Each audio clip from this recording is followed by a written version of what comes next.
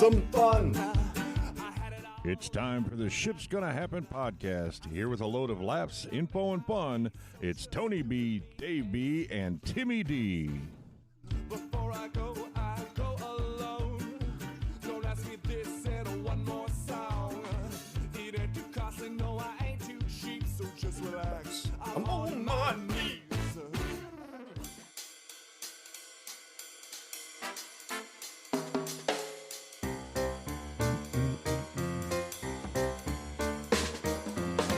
Welcome to the Ship's Gonna Happen, episode number 120. We got a great show for you today. My name's Tony B. Alongside me is David B. And Timmy D is out today. Who's filling in for Timmy D? Timmy D. Jacinda, special guest host today. She's going to be with us during the whole show. We're going to catch up with her, see what's going on with Lady Truck'n. You can catch her on YouTube, and she'll tell us all the stations you can catch her on. DavidB had a topic about the Jack Cooper breakdown in trucking. And then me and David and the Reckless movie crew here at Ship's Gonna Happen Studios, we're going to review what happened in 1980. 1980. How old were you in 1980? Man, I think I was in junior high. I was 11 years old. 11 years old. Jacinda, how old were you? Oh, I think I was just walking. Just beginning to walk. Yeah, there you go. I was going to say, was Jacinda even thought of yet? Shoot. You were I've been 11. thought of forever. There we go. I think I was 14. All right. Just getting into puberty and all that. Thinking about girls. My name's Tony. Bam. So, David B., good morning. Happy Good Saturday morning, morning. producer Tony. It is a beautiful Saturday morning here in Indianapolis. It's just my kind of weather. It's big boy weather. It's fall. It's cool outside. Good football weather. It's just a nice drive coming over this morning. The sun wasn't piercing me as I was coming through Indianapolis this morning, which was nice. We're starting a little bit earlier on this Saturday morning. This show, along with all of our other shows, are brought to you by The Great Divide, 743 East New York Street, downtown Indianapolis. Great place to go after a Ship's Gonna Happen week. Great place to go to unwind, chat it up with the locals, get a great meal, hear some good music. I got to hear some awesome music yesterday by our good friend David Meek, who was playing the piano. Wow. It was just It's good stuff. yeah, it was Packed awesome house. evening. It's kind of one, and it was. There was no tables available when we Yeah. walked in, which was on us. But we kind of bellied up to the bar, which we're good at, and kind of waited our turn. Bellied We up. got our seats, and next thing you know, it's all of a sudden it's like boom, 10 p.m. You're like, son of a gun. Gosh dang. I got to get and Yeah. I got a podcast to record. Boom in the morning. So, thanks to them, they've got us a billboard up on the south side of Indianapolis on 65 South, which is very much appreciated that they take care of us like that. So, if you're ever in Indianapolis, make sure you stop by the Great Divide and tell them that the Ship's Gonna Happen crew sent you. And producer Tony, how are you? Your lawn? I tell you what, mine's full of leaves, and you have no leaves in your yard. I mean, you don't have a lot of trees in your yard either, but you have zero leaves. I mean, are you do you go pick them up one by one and throw them in the neighbor's yard? Is that what you're doing? I love trees, but I hate leaves. Okay. So what I'll do is I'll blow them away and chop them up. Oh, Just chop them up. with the mower? With the mower, yeah. Really? I did forget to do something. The views of Ship's Going to Happen are purely news driven and do not express the views of Ship's Going to Happen or any transportation provider that uses any transportation company. We do it for the Transportation. boom. Yeah, but thanks for complimenting me on the. I had to get You that got to legal get stuff that. up. You got to get that little disclaimer. In Yeah, there, I got to right? get that in there, You gotta right? Get that disclaimer in Yeah. there. So, that little sound that you're hearing, that beautiful voice that you're hearing on the other line is Jacinda Lady Truck'n. Jacinda, good morning. How are you, young lady? Good morning, and thank you. Let me read you my disclaimer. Individual results may vary. Hey, Objects in the mirror may appear larger than what they are. geez, you just described Dave and I perfectly. Right? Yes, exactly. How are you this morning?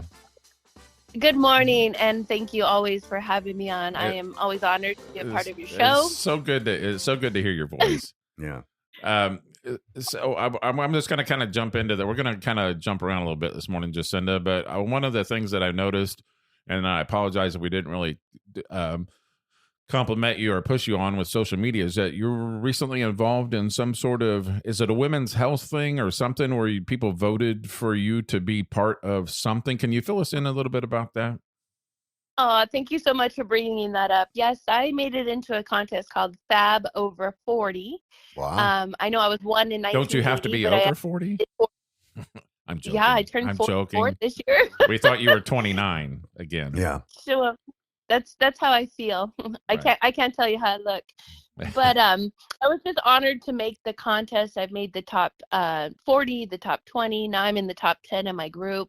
Wow. And it's just kind of a nice, friendly reminder. We all age, and feels good to be fab over 40. Where can we go to vote on this?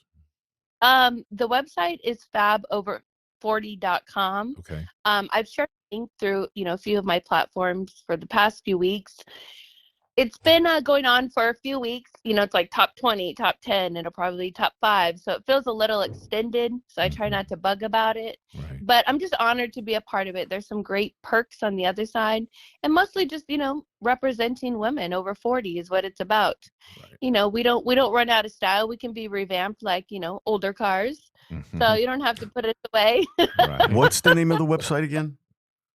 Fab, F-A-B, over 40. Over 40. Official.com. Yeah. Gotcha. Thank you. So what is it? Go ahead. We'll put a link into women, it. all different aspects, of the walks of life, careers, etc. And I've actually seen a few of my friends. I have a friend from Arizona in this contest, a good friend of mine that showed up. Awesome. So she's a driver? No, she's just a good personal friend that I used to spend a lot of time with back home. Cool. And it's just, I guess some fire in our tanks. And I always try to represent women and truck drivers, in the highest form. You do it good. Of the reality. We're all fabulous, but it's not a fabulous job all the time. Right. That's for sure. Well, definitely. Were there certain parameters to meet for this, or was it did they approach you? Did you approach them, or was it a mutual kind of collaboration? Or I saw it on Instagram, and I thought, well, why not? Let me apply. Sure. And you asked a few questions and submitted pictures. So I can't tell you exactly what they were looking for, to be. Right. It looks like a plethora of different women. So I don't know what the standards were by. Word of the day, but I had plethora. A plethora? A plethora. Yeah, that's a good word. All different kinds, probably from walks of life, from looks, from goals, for reasons for joining. A plethora, a motley crew. Come on now. Yeah. And everybody's beautiful in their own way, right? And that's what it is. Yeah. And there's opportunity for, everybody, every kind of lady. I just love supporting women in general. I think we all deserve to be loved and praised because we all have special gifts. Sure. So how's work been going? Work is pretty good. I just got back in my truck last week. I took a 3-month break. Wow. After seeing you guys from July until about 2 weeks ago. The industry is really whack right now, especially with rates and trying to get paid. And I know you guys see all that stuff going on. Yeah. And I had a lot of breakdowns. So I just came home, parked it, and took a reset. I'd been out there almost 5 years, living, trucking, breathing. And it was just time for me to take a break. So did you go on any trips or do any vacation stuff, or did you just kind of hang around the house? I actually found I got a place to live now of my own. I haven't had my own residence since 2019. So I got my own spot to live, and I actually was doing some end dumping, something I had never done in between. Okay. I'm not one to really just sit around, but I learned to haul an end dump, which is not super complex, but there is a lot more safety involved in it. Explain what an end dump is, what that is to the listeners. So it was a 20, the total length of the truck, I think, was like 28 feet, if I'm right. And it was just a trailer that, lifted up and dumped out of the back. Wow. Okay. And we were hauling 88,000 pounds Holy daily. cow. That was for us. Yeah. So and is that a at-home everyday type of job then too? It is a local job. I wouldn't quite say at home because I was going in at 2:30 in the morning and getting home like at 5:30 at night. Oh Those my are gosh. hours. Yeah, that was a very wearing job. Everybody that does that job kind of starts looking like trolls. Okay? Which means we sit for so long, everybody gets that round belly sitting there because you don't really get out. That's a perfect example. That's a perfect example of me. That's what that is. Dang. But all right. It's tough, but it worked. There was a start and there was a finish for me. Right. And I made some friends along the way. I actually have a mechanic now of my own that I met in my journey. Nice. So there was a lot of good things about it, but I knew I had to get back in my truck. Mhm. And trucking is expensive when you're not making the money that we used to in order to do that. It's Right. like freight went down, rates went down, parts went up. So it's really hard to find that balance. Insurance too, maybe go up. Insurance is up.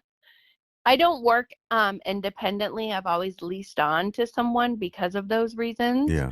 So it's affordable, but the rates are just crazy. Like this week with my own truck, I've been hauling 45-foot steel beams out of the Jacksonville port Oh, wow. to a steel business. Wow. And that's been really interesting. Actually very stressful because you feel like that is just sitting on your trailer. We strap it and secure it, but I'm telling you, I can't even tell you how tight my cheeks are every time I pull one of these loads out of there. Yeah, I bet. Right. It's really no joke. How often are you, when you haul something like that, how often are you stopping to make sure that your load is still secure? I'm paranoid. So I do my best to secure it when I leave. Mhm. It was a 29-mile one way to the receiver. So I just watch it obsessively. Mhm. And I don't know how long I'm going to continue to do it because it just stresses me out. It's dangerous. It sounds like And it. yeah, these pieces are just going to keep going up in size all the way up to 80 foot, which we extend the flatbed at that point. So this is imported steel, right? It is. Wow. Yeah. It's interesting, all the imported stuff. I You know. know, you think we could just do here ourselves. Well, the Midwest, the Great Lakes area, used to be the steel producer of the entire world, and Bethlehem Steel, and they just don't. Gary, Indiana, was a big steel.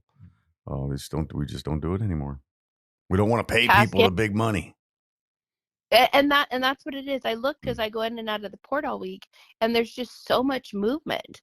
The place I leased onto, it's a good place, and like I've done a couple containers, which I hadn't done before, and then back and forth. You know, I hauled some generators on a step deck last week to a solar plant. There's quite a few solar plants I see myself now going up here in Florida, and then I came over to the steel, hauling the steel. So I like the different things. I get I get bored easy, so I can't do the same thing for very long for sure. Oh, so how is overall? You're doing good, great, fantastic. Yeah, loving life. I'm doing good. I'm doing really good. I'm definitely enjoying the home time a lot more. It's interesting how we evolve as people, even probably in our careers. You know, I'm sure plenty of people think at a point in their career, like, what am I doing? Is this what I'm supposed to be doing? And my lovely mom always tells me that's just where I'm at in my life because of my age. You know, you kind of question. You're still very young, so Yeah. Yeah. So I think I always have a bigger calling. I just haven't found it just yet. Yeah. whether it be in trucking or out of trucking, right? Yeah, and did you guys see even Convoy went under? I had partnered with Convoy. We've talked about that that. last couple weeks. Okay. The crazy thing about that, do you know who their financial backers were? Not exactly. Bill Gates and Jeff Bezos. They put like $1 billion into that thing. Yeah, because I took the owners to Louisville in 2022, some of the founders, Grant, Mm-hmm. and he rode with me all the way from Dallas all the way to Louisville. He kidding rode me. with drivers from Oregon, I guess, Seattle, where they're based out of, and he rode with drivers down to the Midwest, you know, to connect with the drivers. And they picked me for him to do his 700-mile trip. You know why? They said he knew he would not be bored. Right. That's awesome. Amen to that. That's an awesome story. Did you take them to the Mid-America Truck Show, or were you just in Louisville did. for? Oh, okay. All right. So Yeah, you did Grant, load. Go ahead. I'm sorry. Yeah, I picked him up in the Dallas area, Grant, and somebody followed us, and he rode in the truck with me all the way up to Louisville. There's a ways back, we made TikToks, he DJ'd, we had fun, we ate, but yeah, I took him all the way to the truck show. Almost 700 miles he rode with me one day. Did you do loads for them? I did do loads for them. It's back in the day, I was one of the faces of Convoy. I did their Really? full marketing. Yeah. If Wow. you I don't even know if the website's still there anymore, but I did some filming with them for almost 4 days in California. They were very kind and generous to me. That is man, that's an awesome story. Jacinda, if you don't mind, can you kind of walk us through how that worked? Because Tony and I were a little confused on what that the convoy kind of business aspect or business model was. Can you walk us Well, through we that? went just through a little that. bit? But to me, it's a little. Go ahead. No, it was just a digital load board. I think it was what they were really focusing on is on the convenience of a click of a load. And I feel the more click we have, the less brokers we see, the less we see what's really going on. Mm-hmm. So we're only seeing a load and a price. Those are our two decisions. Where we're going and what we're going to get paid. We don't see any of the middle at all anymore. Where even if you've noticed, I'm going to hop off real quick, even like a truck stop, we don't see any of the broker information anymore. They just want us to pick this load and get paid and go. So there's no negotiation or anything anymore. So you like that better, right? You can be more efficient. No, I think it's shit because they're just blinding us more and more. Right. Mm-hmm. And to me, that means they're just the brokers. Right. Well, that's what I meant. You like the convoy thing better. You like the way they're approached better. Convoy, right? I did not. At first, when the rates were good, it was fine. But as the rates go down, how low are they going down? Do you see what I mean? We're not getting to part any of that. Right. And I'll be honest, people, and this is a personal opinion, people who lack skills or language barriers, those things work well for because there doesn't have to be any communication. Mm-hmm. Why do you think it didn't work? Why? Because I think that I don't know exactly. I really don't know. I don't want to say things I really don't have much knowledge about. I just think there was a lot more money overhead than what was profitable with the way that the economy is in general. Mm-hmm. Because I feel like they base their company solely on investors. Okay. Right. They did. Good point. Yep. Yeah. Wow. So that's amazing. How do you ever get out of the hole to get level to start really profiting? How do you get out of the hole if the industry has gone down itself? Mm-hmm. Yeah. Wow. So, I see that, and I've only kind words to say. They always treated me fairly, and I was honored to be able to call. I had you want to hear a story one time with them? Yeah. So I had a situation with Convoy, and I missed my appointment at Dollar General. They told me to come back next month with this trailer, okay? Because they were so busy. I was like, what? Wait, I'm totally floored here. So luckily, I had the privilege of calling the main man, and he fixed it for me. Nice. So, meaning I went and dropped it off. They were willing to give me another trailer. I said, no, let me just go park this trailer at my yard. I'll keep moving and come back when it's ready. So I only have good experiences with them because of the partnership that I had. Mm-hmm. But it is sad they went under. There was a lot of good people that worked there. Yeah, we definitely thought it was unfortunate that they had went under. Yeah. Because it sounds like kind of that eliminating the middleman type of thing, almost like a competitor to Uber Freight. Is that fair to make that comparison? Or yeah, because they're kind of in the same boat. These elaborate modern companies came up with a whoa, and then it went away. Do you see what I mean? So hopefully other people trying to do similar things are really paying attention and strategizing better. It seems like they were a heavy technologically based company, right? So yeah, a lot of people have bought their assets. I think they're selling them off. So, and they had a lot of customers. So hopefully these other people who do similar things are really putting effort into picking them up. One of their biggest customers was Niagara Water. It was huge. And alcohol. And if you look, even Convoy started having, I can't remember where I was, but tons of their own trailers even. I saw somebody share a video the other week after they announced they were closing. Somebody was still out pulling their trailer the next day. Wow. And I thought, you know what? that doesn't mean anything. I pulled a Schneider trailer a month without them knowing. I think that happens a lot. I even parked it when I went on vacation and picked it back up. There you go. That's funny. They're like, oh, is that your trailer? Oh, the big pumpkin? Yeah, for now. And that was until I had to go pick up Grant for Convoy. I had to return it back in Texas. That's awesome. So, yeah, sometimes you wonder how these people are able to manage all of these things in abundance. Sure. Yeah. You know, some things have to slip away. Mm-hmm. Yeah, it looks like you know, and Go ahead. And the economy is pushing us drivers, you know, people, owner operators, just to sometimes do crazy things we probably never thought we would, just to make it. Mm-hmm. Yeah. It's not that they're bad people. It's just people are, you know, striving just to make it nowadays. So we're in a freight recession then, right? Was that the way you would look at it? I would say, and it's like, and then I hear, you know, drivers out here speaking, you know, hopefully after the election, things get better. You know, we're still hopeful, and it's interesting the things that we based our hope on. Hopefully after the election. That's another year, right? So, and those years are always bad, it seems like, for the trucking economy industry. But it looks like Convoy just wanted to kind of bring in the high tech and cut some cost out, and it ended up not working. I thought it was unique with the financial investments they had, that it'd be hard for that thing to fail. The people backing them, I'm saying so. But you know what? It's hard to run a trucking company. Oh my gosh, yeah. But yeah, you guys have seen it. You know, you've been in the industry and watching and part of for a long time. It's just interesting, and it's a lot of people are honestly starting to get out. You know, there's people that I worked with at the local job that had 3 trucks sitting at home working a local job.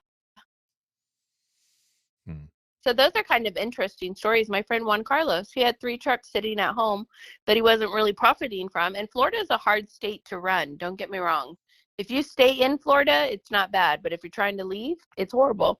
Right. Yeah, we have the corporation I work for. We have a facility in Florida, and most carriers are like, nah, I'm not. Yeah, I'm not taking that because it's tough to get out. Yeah, coming in but going out was garbage. Roadway Express. So you just gotta, Jacinda, I worked for a company called Roadway Express LTL carrier, and I remember we used to rail everything out of Florida. We'd line haul it in, truck it in, and then pretty much try to rail it out. Okay. And there was a lot of rail trailers coming out of there. A lot of intermodal here for sure. Yep. There was a company I talked to that just solely hauled, modals from, or I guess, is that what you call them, from the trains? Lift them off and put them on. And those were all domestic. Because I was looking into a place down here called, I think it was called Aqua Gulf or something like that. And they hauled loaded, modals, but they straight up told me, listen, owner operators don't really like to pull here because they pull trailers because they're international up to 100,000 pounds loaded. Mm-hmm. And I said, oof, that's a lot of wear and tear. Yep. Yeah. So I just keep learning and hopefully find my niche. But I love trucking, but I like being home now. I'll be honest. Sure. So Jacinda, during the height of, kind of in the COVID years, during the height of when rates were way up there and stuff, you surely in your head had the foresight to be like, this ain't going to last, as far as where the rates were and stuff like that. Or was that always in the back of your head, that kind of thinking like, this isn't? I can't really say because I was still new, as in booking my own loads. When I first came on to booking my own loads, that was right around the convoy time. And that's when I had partnered with Blackburn Energy, which was, a self-charging system that ran off of your drive shaft. I don't know if you've ever heard of them, called Blackburn Energy. And that was when I first started working with Convoy. And they kindly paid me a nice chunk of money to bobtail from Massachusetts all the way to San Francisco to do this shoot for 4 days. Wow. And so I had a lot, probably a good year and a half out there, making money, just, having a good time doing all of these things. And then it just, slowly dwindled down. But they say it comes in and out of waves. So you just have to ride it out. Yep. It does. Yeah, because in my years, it's kind of there's been that ebb and flow, kind of where Been some down you years. know, and being on my end of it, of course, I'm going to look at it differently. Since I'm buying the freight, I'm like, hell yeah, with these Yeah. rates. And I know it's not, Yeah. you know, I know you everybody has to make a living and stuff. Yeah. But I mean, there's still some rates that are, in my opinion, I know this isn't going to be, you're not going to agree with this, Jacinda, but in my opinion, there are some rates that still need some little work on them as far as coming, because I'm still paying stupid money to get a rate from here to California. It's just dumb. Yeah. But whatever. I just think what it is. And there's So, Yeah. and there's people still running the same, you know, everybody's in a different situation. sure. So it's really hard to put us all in one boat because Completely. everybody's doing different things. Yeah. But if you're out there in the load board world, that's, I believe, the people that are suffering the most, who are reliant on these load boards.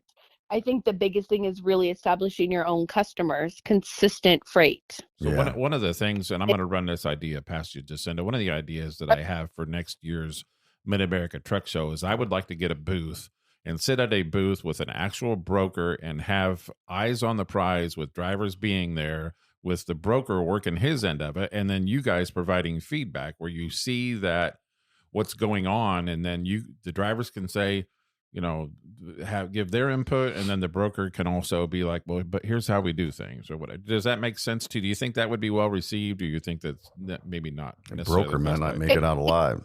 But without that broker, then that person's not going to do. I know. I'm just trying to be whatever. No, I get you. I'm trying to be. Yeah, because everybody's doing their part in it. Don't get me wrong. And Sure. I think everybody needs Yeah. to get paid for the work that they're putting in. Don't get me wrong. Mhm. So I'm not one to say, oh, brokers this, because we really can't. Everybody's trying to make a living. Right. And we out here only see the end of it, the end of their negotiation of the work they put into it, and we don't think it's fair what we're getting paid. So there's a lot of Completely steps understand. into it, and I think that's why people really focus on the broker transparency. Of course they should get paid for the work they're putting in to go get these customers, Mhm. but we have to consider what we're also putting out here to haul that freight. Sure. You know, you have your time, your maintenance, your fuel, you know, it adds up to a lot. Mhm. Yeah, I think people forget in the trucking industry, it's still human. Everything's a human element, pretty much, right? Someone's Yeah. got to pick it up, deliver it, put the order in. It just can't be automated. No. And, you know, I went to a place this past week, $18 a shower now. Ooh. Wow. Okay. Wow. So you That's figure crazy. $18 to $20 to park, right? There's a lot more reserve parking now, $18 to $20 to park, and also $18, $20. I think right there at exit 95, the shower at Pilot was $20 the last time I Holy went there. cow. I didn't know that. Did you know that? Yeah. not. So So in my head, Jacinda, figure, Jacinda, yeah, $40 a night. Wow. Wow. So in my head, and I know this isn't maybe not be practical, but what if you got, and this is just me spitballing, if you got a gym membership to, let's say, one of those, across the United States gym memberships, Planet Fitness. yeah, Those are the ones. yeah. Those Could you ones, get a yeah. could you get a Planet Fitness membership and then kind of go in? I know truck parking may not be convenient, but if you park at a truck stop, get an Uber, go there and shower. I'm just trying to be practical, or maybe I'm not being practical, but I'm just trying to. No, it makes sense. I did a video this week, a live video. He just came on. There's a friend of mine. He goes by Wild Beard Trucking. Oh, Good we, dude. we've, Give him a we've had follow. him on the Wild Beard. podcast. Wild Beard. Yep. And that's what he says he does. He goes and works out, and then he takes a shower at the gym, and that's how he does it. Mhm. And that's what, $10 a month, Yeah. Can you to get in and out. can you buy a Pilot shower membership? Good question. So there's a lot of aspects that go into it. Did you guys see that funny video this week about the truck driver that went to TQL and said, "Pay me No. my $8,000"? He painted on the side of his trailer, driving through their parking lot. No. I can't do TQL. They're pieces of poop. Sorry. Jacinda, did you can you buy like a Pilot shower membership? Do they offer anything like that or no?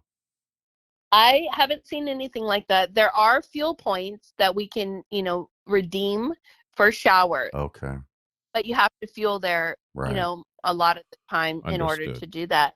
And when you're purchasing your own fuel, like as I do, the best rates are not always at these mega truck stops. Right. So the people who probably shower the least are probably the ones with the most points. Right. Oh, wow. That's funny. Yeah. You're laughing because it's true, Jacinda. It's funny because it's true. You know, those are the people that drive for these mega carriers, you know, all day that, you know, come in there. So, Jacinda, let's go back to the story you're talking about my least favorite. I don't even understand how they're in business, and it pains me to say TQL, but talk to us a little bit more about that video. Oh, it was on a page called USA Transportation. I saw it on Instagram, and it just had a driver. I think it was in a red truck. It doesn't matter what brand, but he spray painted on the side of his trailer, "TQL, pay me my $8,000 that they owed him." Okay. And you can hear the people inside working there, like, "Oh my God, yeah, he's serious," because those things hurt people when you do work and don't get paid. I think they have one of the highest turnovers. They're the worst in the industry. Worst. Yeah, it's pretty rough. So not all brokers and companies are bad. I do not believe in just throwing them all into one. But there are a lot of, you know, bad experience we have repeatedly with certain ones, for sure. To me, TQL is a predatory, like, you know, where there were predatory home lenders back in the day that would want you to to me, TQL is no more than a predatory. Just they could give two craps less about the customer. I'm trying to be it's difficult for me to mention them without being just ripping on them, because they are Dave gets phone calls from them every day. Yeah, and I tell them multiple times, take me off your solicitation list and do not call back, and they fucking call back. Have you guys ever heard of a company called Right Load? No. Okay, so it's RITELOAD, and it's been in the making for a while, and I just want you to keep your eyes and ears open for it. And as soon as it gets open, I will let you know. Please do. An amazing product that I plan on working with. And what it is, it's a direct shipment program, meaning it's a software that you are educating the shippers on that can upload their own loads that are displayed on an app that the truck drivers can book their loads with a flat fee of $100. Oh, wow. That sounds impressive. That's a heck of a deal. So that's that is a venture that I'm working on with him, and they have a website up. He's been putting it together for a while, going through glitches, through betas and things like that. Yeah. But it is coming, and I believe that. Jacinda?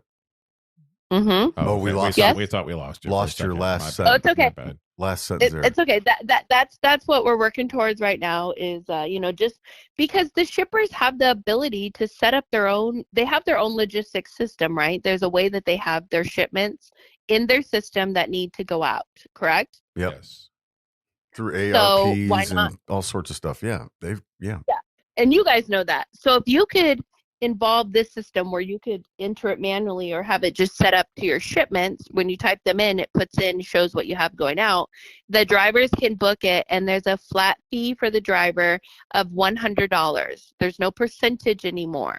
Wow. Whatever the load is paying, the driver pays Right Load $100, and it's your load. So stay tuned for that. What's the website again? Give me the website again. RITELOAD. Has a U.S. flag and a truck on it. It's Right Load. So keep your eyes and ears open for that. We will. Yeah. Okay. Because that's where you're going to see my face here in the future. That's awesome. So, Jacinda, yeah. Hey, we're going to get into topic one. You ready? Let's go. DavidB's got the Jack Cooper. Going to purchase YRC. I'm not so sure I understand this. That's all right. Yeah. Let's just roll with it. Yeah. So it's interesting. It is interesting. So, you know, kind of, you've been hearing about the bids that have been putting out for like Estes and OD to kind of take over the terminals of the old yellow terminals at a $1.5 billion bid. Well, all of a sudden out of nowhere this week, or at least in my opinion, it's all of a sudden out of nowhere this week. Yeah. Car Transport, Jack Cooper Transport is reportedly making this, before I go any further, this story comes to us from Transport Topics. The article is dated the 25th of this month. It is reportedly making a $2 billion bid to snatch up the assets of the Yellow Corporation and kind of to get them going again, which I completely do not understand. I mean, if you're going to bring back 30,000 jobs, I get it.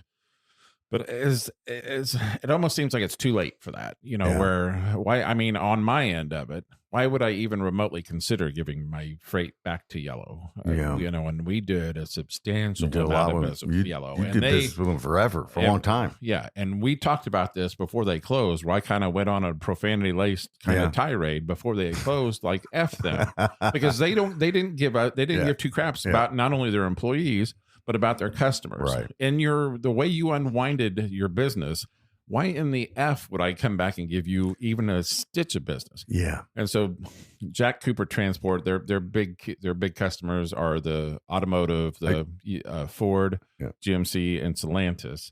And they've been in business for almost 100 years, and they're making that $2 billion bid to reopen Yellow. And just so everybody knows, I had to literally get up and strap David in the seat, because when he gets to going on this topic, it's funny. It just pisses me off. I know. I mean, you not only wronged your 30,000 employees, you also wronged your customers. Misled. Why misled? Yep. However you want to put it.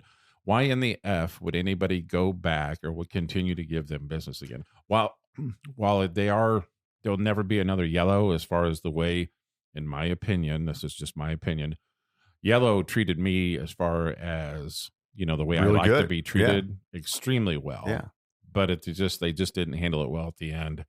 And that you burned bridges. You torched bridges. Yeah. And you're like, why in the F would I just don't understand why anybody. Jacinda, Yellow was one of the largest LTL carriers on our side of the fence. And you probably heard about them going out.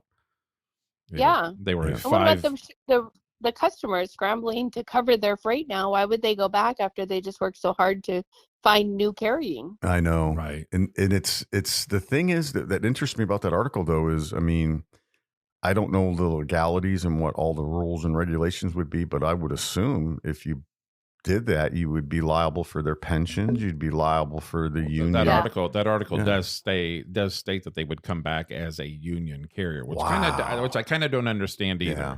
When the union was part of your issues, or allegedly part of your issues when you were open, why would you open back up and become union again? Yeah, because I think I'm not downplaying the union. I'm not trying to say anything. No, there's nothing. No, the union helped build a nation, but no, it's a good question, because my understanding is, to be a non-union entity, if you were a union provider before, you have to go a year and 1 day operating as a non-union, or out of business for a year and 1 day. But that's a very strong union. Well, even in this day and age, is we already live in a, not necessarily a forgive and forget, but a forget society where I've already moved on. Forget. Yeah, right. There was nothing. But while their rates were phenomenal, and my OR had to be over $1, had to be. Yeah. I just don't understand how that is. Well, you don't want to see, you'd love to, what would be good to know is how many of those people, I mean, there's probably a lot of their good quality people that have moved on and would never come back. Completely. So, I mean, I don't know if they'd get to the quality they had. They lost like a very senior workforce. Tim and Matt being two of those people. Right. They've moved on. Mm-hmm. Yep. And got good jobs. I was hoping to get Matt in here today to discuss that. Not just to discuss that, but to kind of get that feel. If you're a former Yellow employee and you're listening to this show, explain to, leave a comment on this is why I would, or this is why I wouldn't go back, because I'm sure a lot of those people have already found good jobs, but there's probably quite a few that haven't too. You wonder what they're being told. There's probably a lot that are local that maybe, wouldn't want to. Are there people that are saying, hold on, we're going to try to. But there's also a lot of people that were comfortable what they were doing, Sure, their route. Right. Yep.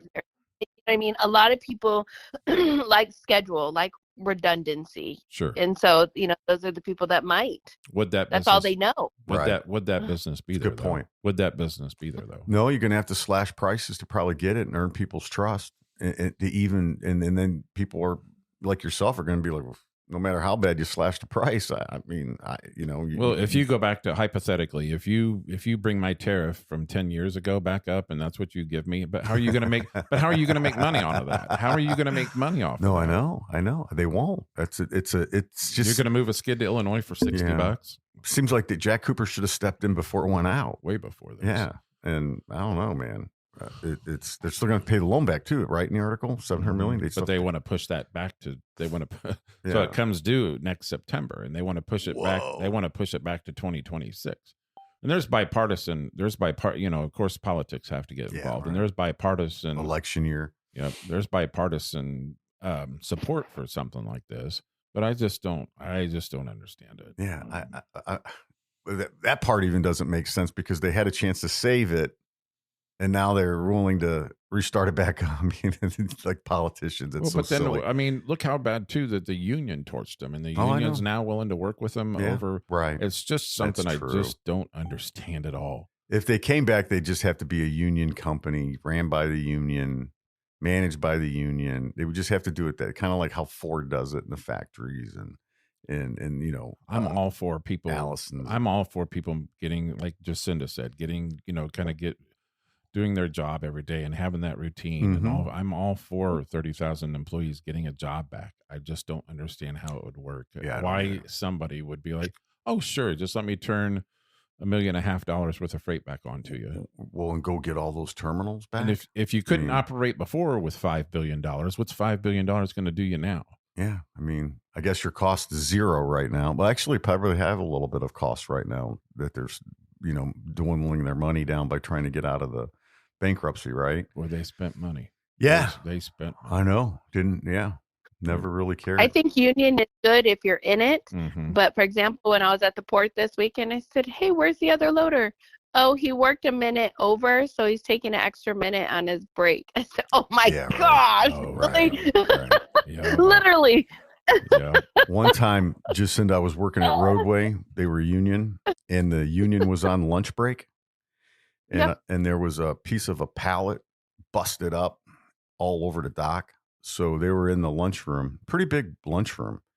And I went and picked up the wood and threw it in the trash and got a broom and started sweeping up. Lord have mercy. Oh, my God. They came storming out. I was brand new. I'd only been there like 2 weeks. And they come out and the union steward goes, hey, I'm going to file a grievance on you. And I was like, for what? What the heck? He goes, that's our job. You can't clean. I'm like, man, it's a safety issue. He's like, safety my ass. That's a union job. So I had to wait during lunch, right? Well, and they come out and they didn't come to it right away to clean it up. Well, not. And I'm like, what the hell, dude? I'm like, you got to clean that up. Are you disobeying a work order? Whatever. But was there a grievance then that was filed? No, they never did. They didn't. What'd you say, Jacinda? I'm sorry. I said 7:30 to 3:30. That's all you're getting with a half-hour lunch. That's it. No more, no less. Yeah. And then I used to call on a union company. This drove me nuts. Called Allison's. Remember Allison's on the Transmission? West side of Indy. Yeah, I used to call on them, and they would have their workers in this. So when you go into the building, it's all glass, and you can see into the building.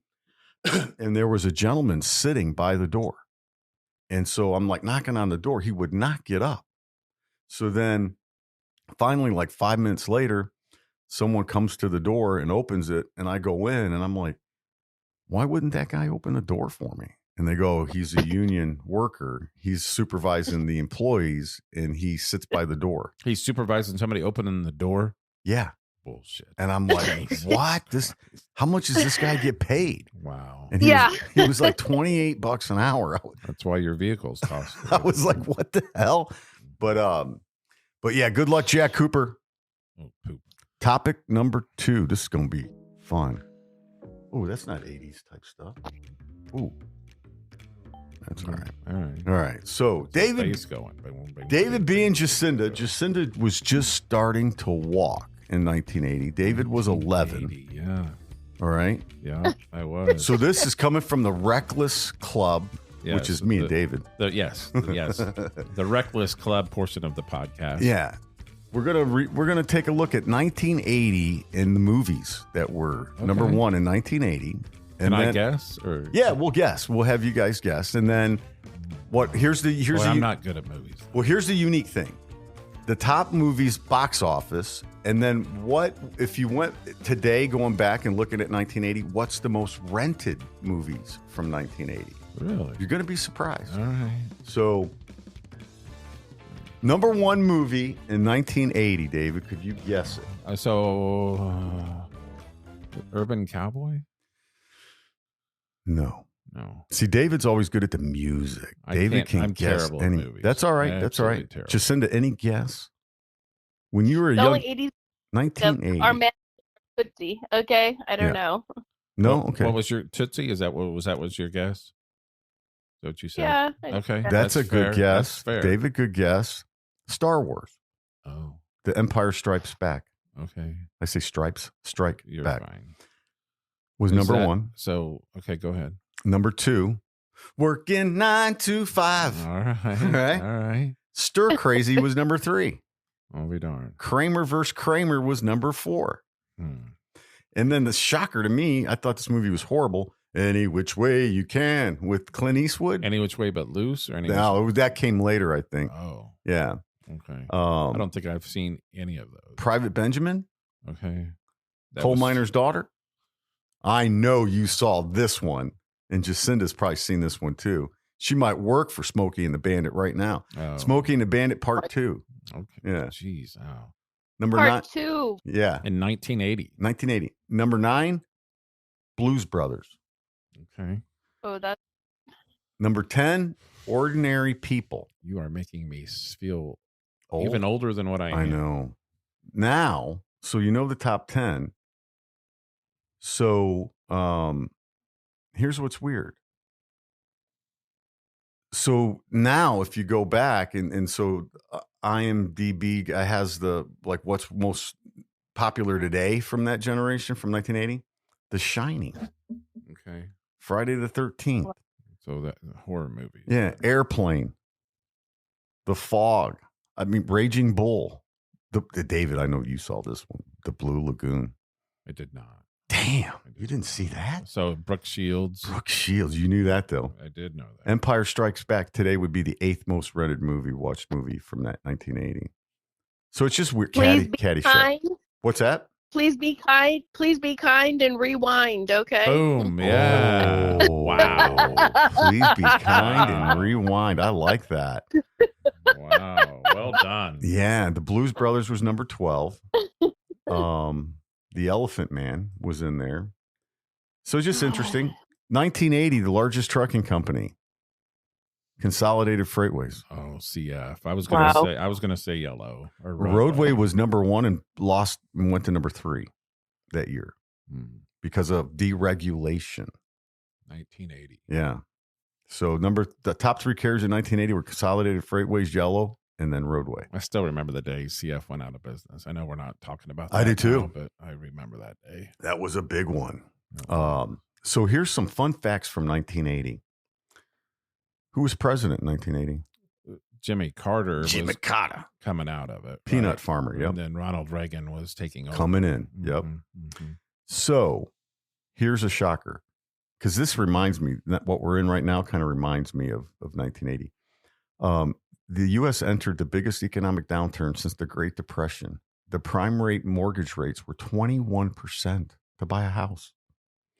Oh my gosh. Inflation was 7% and 13% unemployment rate. Wow. 1980. What did it cost to buy a house in 1980? Good question, David B. Somebody take it. Jacinda, how much do you think a house cost in 1980? A brand new house, kind of like your middle of the class, kind of boom. You're going to buy that house. What would it cost? I think maybe 40,000. You and David B. David? I said 54. 54. You guys are right in Okay. between. It was 47,000. So for a brand new if house. we're doing prices right, closest without going over, Jacinda won. 'Cause She I did, went yeah. over. Oh my god. That's a great guess. American student loan crisis began. ExxonMobil was the biggest company, followed by General Motors, Mobil, Ford, and Texaco. All of that stuff is still relevant today, minus the Texaco. Right, exactly. All Yep. of it. Yep. Because there was a guy at work this week that was talking about buying a new used car. And so it's like 2 a.m. and we're looking online. And so it gives what the used car from this dealership was going to cost. Then also it gave what your monthly payment was going to be. Yeah, right. But the interest rate today on a used car is effing 10%. It's expensive. So man. 21% back in the day was ridiculous. Right. 10% still now is Very stupid. ridiculous. That Yeah. is absolutely. And I know. who's buying that? Why would anybody do that? They're having problems selling. Sorry, I don't mean to be. I just don't understand. I'm like, nah. Kramer, Pay cash or anyway. Go ahead. Kramer versus Kramer won the Oscars. Were you going to say something, Jacinda? No, I'm just listening. It's just. I hope we're not boring. Yeah. They have the same president then too. I don't know what. Well, basically, President kind 3 or 4 of. times. basically, Kind of, his yeah. twin brother, I think. Gallon of gas, Jacinda, $1.19. Oof. That seems high. I think it turned though during that time, the 'Cause I- economic crisis. It so- was under $1, and my dad flipped out because he didn't like Jimmy Carter. But I think when I got my driver's license in 1985. That's the average, though. That's 85. California, New York. Okay. And it was, to me, it was 88 cents or so. I But think could so. be It was wrong. under $1, but I remember it went over $1. A Kenmore dryer was $200. Here's one. 2,000. What's that? Now they're 2,000. I know, And they then- don't last as long. No. That Kenmore, that $200 one there probably lasted longer or still might be going. Yeah. Because the ones now, they don't build them. to Probably last. been No. in 7 mobile homes. Right. Okay. Yeah. No doubt. on the south side of Indy. Yeah, So it's hilarious. So, the number one TV show in 1980. Can anybody guess? MASH. Oh, David, MASH was number 3. Oh, Good guess. okay. Good guess. I wouldn't have guessed. So in 1980, there was only 3 channels. I mean, 4. ABC, NBC, CBS. Yeah, 4 if in you your got local. PBS. Yeah. Dallas. Oh, Dallas. Hmm. Dukes of Hazzards was number 2. okay. Number 3, 60 Minutes. I was wrong. MASH was 4. The Love Boat Oh, wow. came in Love there. Boat, The that was Love fun. Boat. The Jeffersons. Shoot. Moving on up. Moving on up. Remember Alice? I do. Alice with Yes. yeah, Mel the Diner, right? That's Nice a good diner. one. That was a great one. Kiss my grit. Kiss my Mel, you can kiss my grits. Mhm. Oh, thank you, David. That was good. House Calls. I don't remember that one. Do not remember that. When MASH came on, that's when I knew it was bedtime. Dun, dun, dun, dun, dun, Yeah. dun. Oh, yeah. When that Yeah. music came, good night. Yeah. Yeah. Three's What was Company. that? Jacinda, was that 8 p.m. or 9 p.m.? Oh, it was Channel 5 where I was. It was probably 8 or 9. That's Yeah, when you probably knew your was, day yeah. was done. Yeah. If we're resorting to MASH, just go to bed. Yeah. There you go. No, I Time agree for with you. Jacinda to go to bed. I agree. Three's Company. Okay. Little House on the I liked Prairie. it. All right. Alfred Hitchcock passed away. Hmm. Tennis player Venus Williams was born. Okay. Jeez. The average income was $19,000 a year. And you're buying a house Wow. for $47,000. Yeah. With the stay-at-home mom, that's amazing. Yeah, you're right, Jacinda. That's how you knew your mom would lean her head out the door and say lunch or something, and you came running for lunch. And Yeah. Here's the top. That was the good. What's that? Those were the good days. Yeah. Oh my gosh. But yeah. so Jacinda, we were talking in pre-show about that, and that's, and I don't know if you can attest this, but on my level, it was just my dad that would work, and then when we got in high school, my mom had part-time jobs somewhere. But just on my dad's income, we, at least the way I look at it, based on my income and my wife's income, we don't live any different now than we did then. To show you that the value of a dollar has went absolutely nowhere. Absolutely, in man. 40 years, it's just crazy. Well, I have a question. Sure. Go ahead. So how old were you guys when you got a cell phone? I was 20.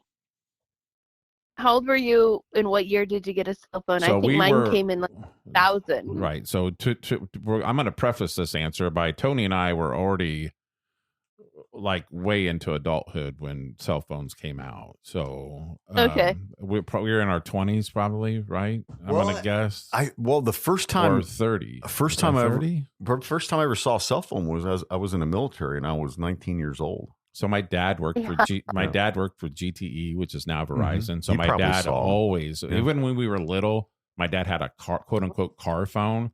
So he would go out The to briefcase. a bag. Yeah, Yeah. that was in a bag. Yep. So he would go out to his car to use his quote unquote car phone or Yeah. whatever. So That's amazing. that's- way back in the day. Yeah. But we were adults. When I grew up, Probably Before I 30. got one, I was adult. Roadway made me buy one. So you were in your 30s? Probably, yeah. Early. Before I bought one, yeah. Mm-hmm. I had a pager first. I got a cell phone. Yeah. Yeah. How many 911 texts did you get on that pager? Like 911 call me now. Yeah, call me and you had to go find a phone booth, right? A Just phone. send Beeper phone, depot. yeah. Yeah, payphone with a calling card. Mhm. Oh, that's funny. Calling card. Mhm. My daughter's grandpa had a calling card business. He had all these vending machines set up Yeah. all over Phoenix. That's We would go reload them every week. Yeah. That's hilarious. My dad had a GTE calling card, and I swiped it one day, and I thought, my dumbass thought that if I kept all of my calls underneath 3 minutes, You would know. Yeah. Nope. Oh my He- goodness. he knew. So I called this girl like 30 effing times or 3 minutes. And my dad, oh my gosh. Was he mad? Oh, was he mad? Really? Yeah. Back then there was long distance fees and all Did that. you get a stuff. switch on your Right. rear end? I should have. I was a teenager at the time. I should have gotten more than that. But he was so pissed. Yeah, did he He ground never you or got anything? mad. Probably. Yeah, Hey, that's but hilarious. he never got mad. He was livid. Was mom saying, "Now come on, David"? Was, Oh no, he'll know. That's hilarious. He'll know. Mom was going, "Beat him, beat Yeah, him." Get a lick in on me for me. You get I it. didn't get it. That wasn't hard enough. Oh my God! Hey, number one vehicle in 1980? Dodge Dart. No, You go. close. I think the Yugo came out in 83 when I was doing my research. 83, 84. Good. The Yugo, yeah, that was a big. It wasn't a Pinto. Buy one, was get it? one free. Ford Escort. Get one half off. No, Ford. The Taurus. A 5-speed Ford Escort or a 4-speed. They were probably 4 speeds. You so David. Vega. Mm. No, it's not. Buick Regal. Those were nice cars. Yeah, $8,000 is what a brand new Regal cost. Those were nice cars. $8,000. Buick Grand Prix was $7,000. A 4-door Regal. Yeah, I don't know. Probably. Yeah, probably. Mhm. And I don't remember this one. The Plymouth Volare was number 3. Do you remember? I don't remember that one. That's Used, number one used car sold in 1980. Ford Pinto. Okay. Oh, my Nana had a green one. Yeah. That's funny. Oh, Yeah. I bet. Chevy Malibu was second. Just think if she still had that green Pinto, that'd be worth. And if it was Oh green, my gosh, yeah. Yeah. Yeah. And then the Pontiac Firebird was number 3. If you were to buy a used Pinto in 1980, it would have cost you $1,900.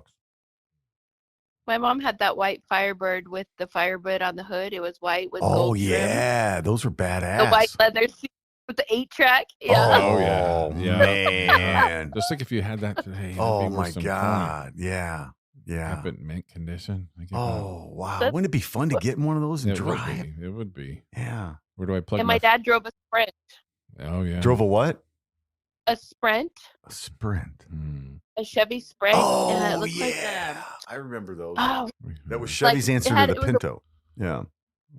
we had a Ford van. My parents had a Ford van, and we sat in the back seat, no seat belts or no bounced the hell around, whatever. And look how we turned out. Isn't it? Just a few bumps on the head. Just a few. Yeah. Scars. Well, they'll be all right. So here's rounding it out here. CNN began broadcasting 24 hours in 1980. Jimmy Carter was the Was it president. the Had truth then? say again. Oh, What'd you was say? it the truth? Oh, No, It's I could. never has. Hey, Jacinda, I don't know. You know what? That's a good point. I can remember. I'll just say this: when I was in the military, I had a very good job, and the pre-war started. I was a part of it. We left, and I was in Abu Dhabi, and I was at the Holiday Inn at Abu Dhabi, and I looked up on the screen and I saw Bernard Shaw saying, "The bombs have begun to drop in the Persian Gulf. I'm in a hotel in an underground bunker." And I remember looking over and seeing a curtain pulled, and I believe I saw Bernard Shaw. Yeah. That's a name. So I wondered, how in the hell is he in downtown Baghdad getting bombed? And how did he beat me back? Like, how did he That's beat me? crazy. Yeah, it was crazy. So, you answer your questions. I think it's always been a little Skirted. As much as I hate to do this, I need to kind of get together. All right. Sorry. Yeah, no I problem. Apologize. So Jacinda, I kind of got to get going, and I apologize. Next time you're in Indianapolis, give us a shout on a Saturday. We'd love to see you again, have you take you out to lunch or whatever. We miss you. Absolutely. We miss you. It's always a pleasure to talk to you. Will you be in Louisville next in March? Probably. Yeah, Okay. I All would right. say Maybe that. if we don't see you before I then, only we'll go definitely to hook see up the then. people. Okay. Only go to see the people. Same here. This is Jacinda's So beat. I love you guys. Yeah, Thank take you. care, I'm You're Jacinda. awesome, Jacinda. We love you too. Be Yep. safe. Ship's Gonna Happen, podcast 120. We are out.